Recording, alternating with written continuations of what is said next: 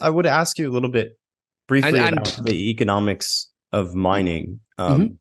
I know that it's like it can get, at least here, it can be somewhat cutthroat in that there's like very intense competition, and the margins can be quite tight.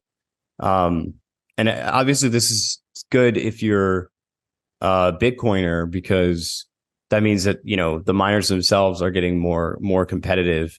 But is mining still even viable? Under a certain scale? I think it's like anything. Uh, the circumstances dictate who can mine, and also because there's competition. It's like, can you set up a burger place next to McDonald's and beat McDonald's, or will McDonald's outcompete you? Right, because they can offer a cheaper burger or whatever it is. Right, it's the same thing with mining. Everyone can mine, everyone can plug in a miner, but it is an economically driven game. So you're not going to really plug in a miner and lose money. There has to be some like second. If you are losing money, you have to be gaining back some value in some other way. Like, let's say you use a miner, you plug in a miner at home. Miners produce heat as a byproduct of the computing process. So let's say like your miner uses 1,500 watts of electricity, and your space heater that doesn't mine Bitcoin uses 1,500 watts. You might calculate and mine at a loss, because then you're also getting the heat that you'd be spending money on anyway. Mm.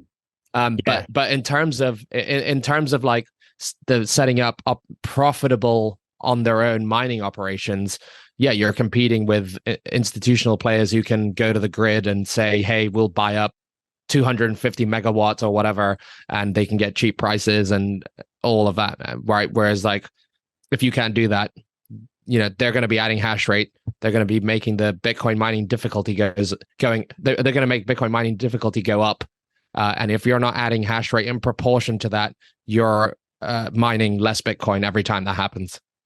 Right. Right. And they have access to capital markets, like cheaper capital, more capital than you.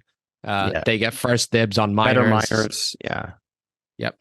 Right. Yep. So it is a cutthroat game. And look, just kind of like any business, there's only so much like optimization and stuff that you can do.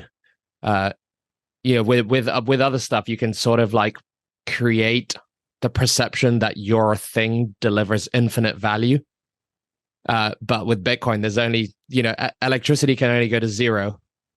Mm. And Bitcoin price is not going to go to, it's not infinity either, right? It's the electricity price and the Bitcoin price, right? Because you're essentially spending money on electricity, and then you're turning that electricity into Bitcoin, and then you're normally, because you have expenses to pay, you're turning some of that Bitcoin into fiat, or paying for the expenses directly in Bitcoin, and then you keep the difference, right? So what some miners do though is they sell equity, they issue new shares, or they issue debt, and they hodl the Bitcoin, and that's usually how they get wrecked.